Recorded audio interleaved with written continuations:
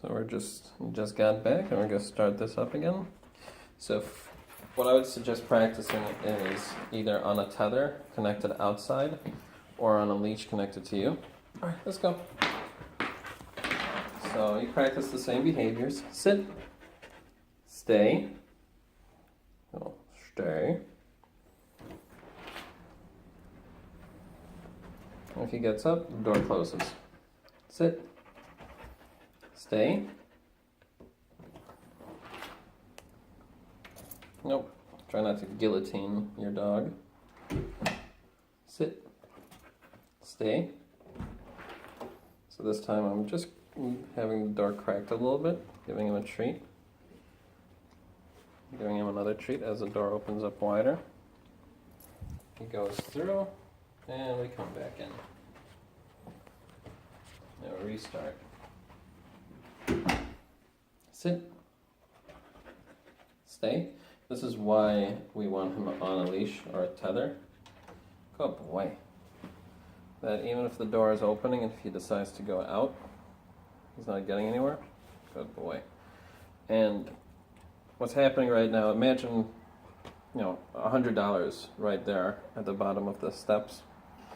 And each time I'm giving him $10 with each treat, try to increase the value of staying indoors rather than running out and collecting that $100 bill that's on the floor or across the street and into your neighbor's garage. So you're desensitizing him to the idea of running out with the stimulus of this door being open. Good boy. And I would do this a lot more than this next step of, all right, now we're going to go out for a walk.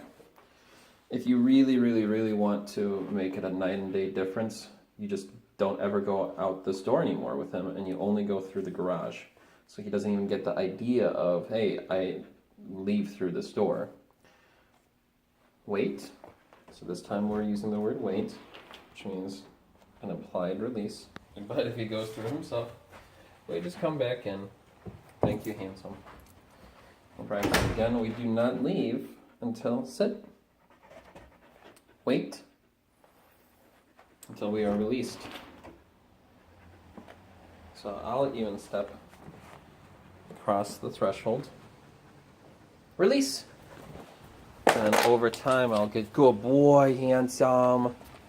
And the other thing I like to do a lot is once we do go through a threshold, Dexter, hi handsome, we immediately get a treat back at handler. All right, come on, let's go back. So that, again, if you stay consistent with that, you're not going to get a dog that bolts out the door, but you're going to get a dog that takes a step out the door, turns around, and looks up at you. Either, again, expecting a treat or expecting direction. Sit. Wait.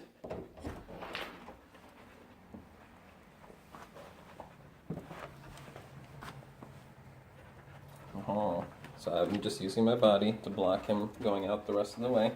So you can see where my body is. Start it all over again. Wait. We're painting him a picture. And also do not fall into patterns. Don't just step outside, wait 2 seconds, and release him. He's going to figure that pattern out and he's going to release himself. So that time I was babbling about that, and he's like, well, this is usually when you release me, so I'll just release myself. Another thing you can do too, wait, throw in odd words. So we talked about, I'm already throwing a lot of odd words by just talking, but saying stuff like, all right, get your butt back into a sit, handsome. All right, back in there. And go through the entire process. Wait. And then you say banana, apple, pears, snares, leases. That sounds a lot like release, doesn't it? With my dogs, I use the word free, so I use a lot of words that sound like free, like tree, knee, bee. So with him, make sure that you desensitize him also. Dexter, sit. He's like, oh, I'm so sorry and tired of this. Wait. Make sure you use words that Mm-hmm. The thing is, with him practicing this, just coming out, it shows there's a history of him performing this behavior. Sit. Wait. And each time he does this, I'm blocking him. I'm showing him that this is no longer an option. So even though he is, failing, I wouldn't really say he's failing, he's still learning. There's a little yawn before getting up, so we need to, I know, we need some reinforcers, don't we? He's like, oh, I just can't do it anymore. I just can't do it anymore. Alright, I'll make it easy. Come on. Over here. Dexter, yeah. And by easy, I mean we'll practice stay. I think I got an itch. Let me at least get that itch. Oh. Itchy. Dexter. Pick up. Stay.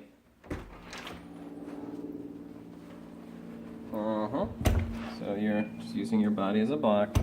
I know, he's like, please people help me. This man is torturing me. Okay. Sit. Stay. So going back to just working the crack of the door.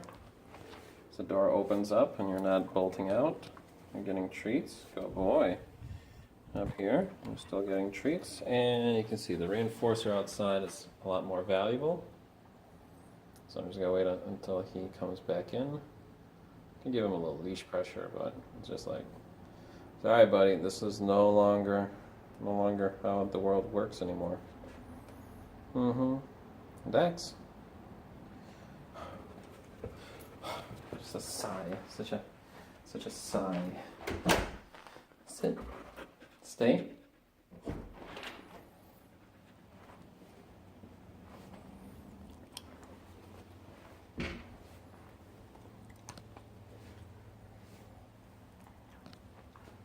So I'm going to slow down with the treats now. He looks out, looks back at me. That was more so prompted with me reaching in for the treats. Sees a kid riding a bike over there.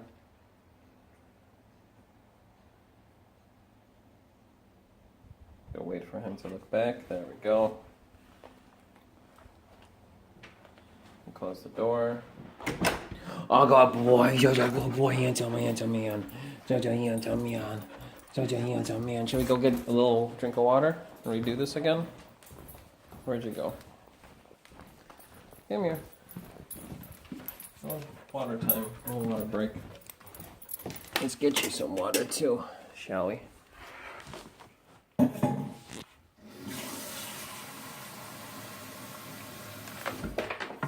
Alright, Dex. Need some water. You sure? We done? Come here. What's this? No? Don't care? You want to work? Okay, let's go back to working. Thought with the walking all these treats, you'd be thirsty. Be thirsty, my boy. Sit. Sit. Stay. Again, practicing not going out the door more often than not going out the door. Including those specific words and the differences between stay and wait.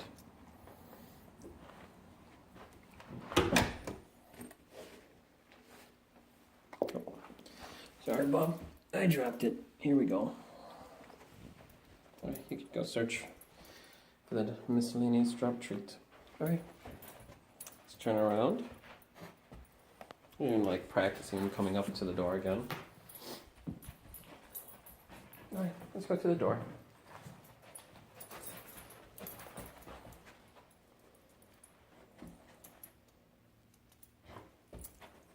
Even practicing this, you don't even have to have the leash attached to you if you want to attach it to something else, like the door right there or something like that, but I would imagine that opens up. So there we go. Stay.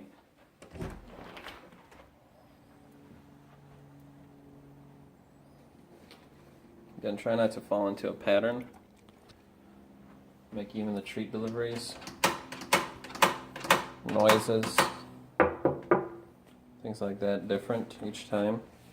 Desensitize him to everything. Wait. And while you are practicing stays, also practice walking in and out. I know.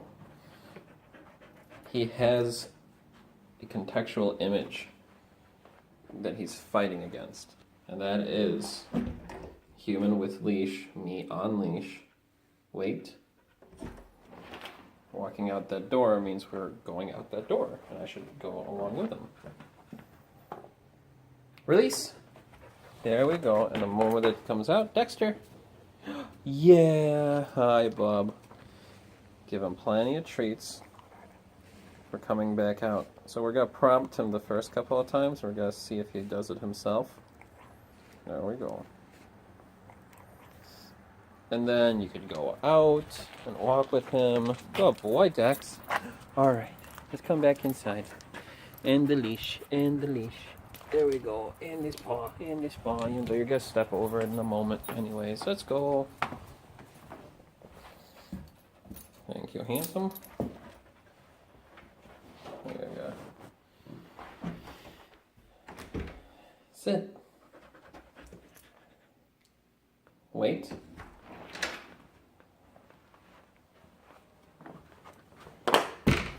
Okay. Sit. Don't get discouraged that if he's not getting it. What's important is wait.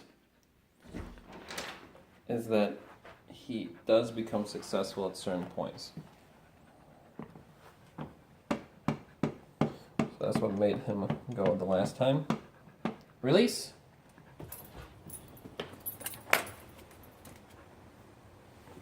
Dexter. Hi, handsome. Thank you. So that time he didn't actually hit the end of the leash. If you saw, the leash was kind of loose, but he still was looking out off into the distance. So that's when I prompted him with his name. I'm going to try to kind of get him to respond, or more so, alright, let's come back in. I'm going to try to get that to become more of an automatic response. Stay. So this time I'll use the stay word. I'm actually going to walk out. But if he didn't bop up, open, remember, we're patterns. So I'm going to close the door. Stay. Open up the door. I'm going to walk out. Say some magic words. Blah, blah, blah, blah, blah. Nieces. Come back in. Give him a treat. Give him a few. You did a very good job. It's been hard the last couple of times. Stay. Come back out again, maybe even further. Oh, see, I stepped out and it became a little bit harder for him. He's like, but I want to come with you. So I'm just using my body to get him back.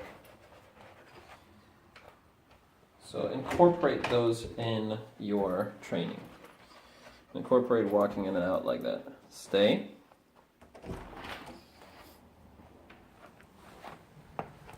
This behavior of just stepping out and like doing this does not imply that you will be released. There we go. I didn't drop anything that time. You want to practice the stays more often. You gotta get comfy. Wait.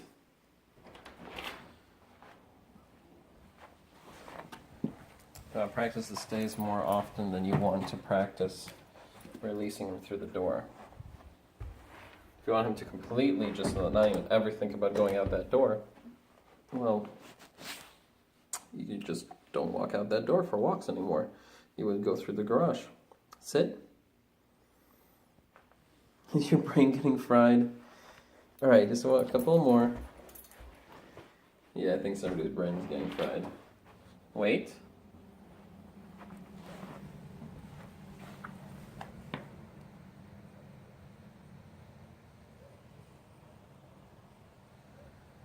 Release.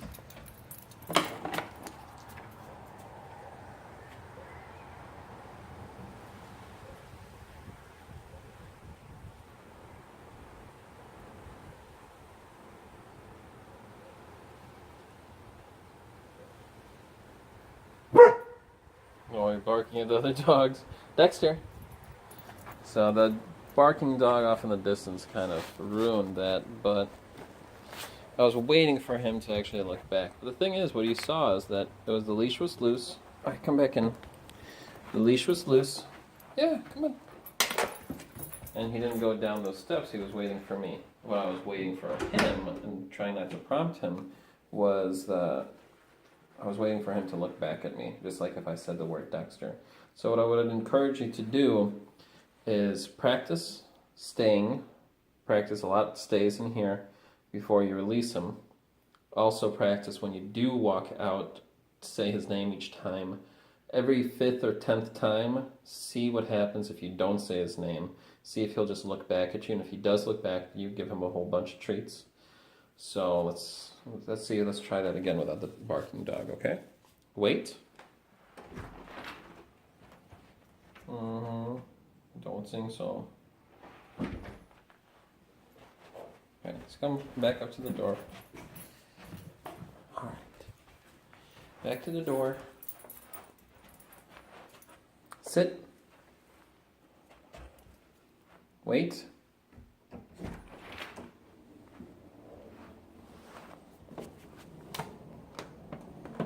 Release.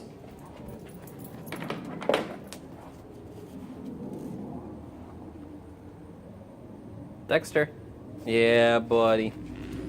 So again, I tried to see if he was going to look back at me. The moment that you walk out, before he even gets to that last ledge right there, the ledge that his tail is on, try saying his name. So it looks something like this. Dexy, come here, Bobo. Sit. Wait. Release. Dexter. Oh, now you're doing it, right? So it's like that. Before he even gets too far away, you saw that he's now starting to curve towards me. Dexter, let's come back in.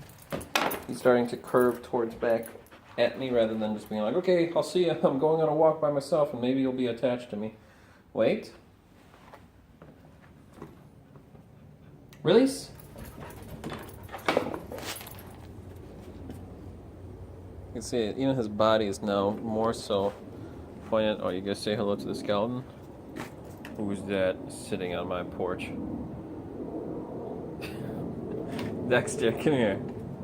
This is the first time you've seen that. It's been there probably for a while now. Good boy, Dex. There you go, handsome. Alright, I think you're fried bananas. Let's go back inside. There we go. Also pay attention to when are you practicing this. Is he full of energy? Is he wanting to go outside? If you are noticing that he is having more difficulty practicing this before walks, maybe try practicing a few repetitions of this after walks. Here we go. Let's take this off of you. There we go, handsome. Practice this occasionally when, before walks. Practice this after walks. Practice this when he has an abundance of energy. Practice this before he has, oh no, I know, it's such a good time, huh? Practice this when he is really riled up. You need to, the best way for him to learn is when he isn't riled up, when he isn't have an abundance of energy, when there isn't a whole lot of things going on outside, so that he can learn the foundations. And once he's learned the foundations, then you can make it more difficult by riling him up, by having the kids play outside, by having something go on outside, making it more and more real life. But right now, while he's learning this and while he's actually relearning the appropriate door etiquette, what you want him to do is have it, the cards stacked in his favor. And then as he becomes better and better at it, start to ask for more. Just like on the walks, we would ask for more steps in between treats, more driveways passed, whatever marker, visual marker that you want to include. That's how we start to ask for more and more. And right now he has to relearn this door etiquette. And he's already had a couple of times where he ran out. What are you doing pointing your butt at me? What he's learned a couple of times now, and he's already practiced running out and having a ball, running to his neighbor across the street and having fun there. So he needs to kind of get that out of his mind. And the way that we're going to do that is we're going to basically overload his memory with a more appropriate way of exiting that door. Somebody's going to put themselves up. Oh, so hard. So hard being so cute. In any case, we'll talk more, and what I would encourage you to practice is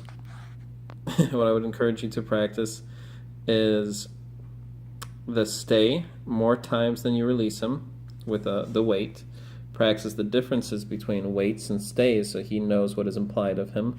Practice with a leash on him so if he does try to go through the door, you can know safely wise that he's not going to run across, as well as over time you can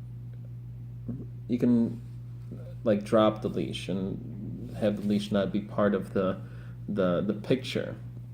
But right now we're using the leash as a safety precaution. Yeah, somebody's fried bananas. All right, well, have a wonderful time, and if you have any questions, don't hesitate to reach out. Take care.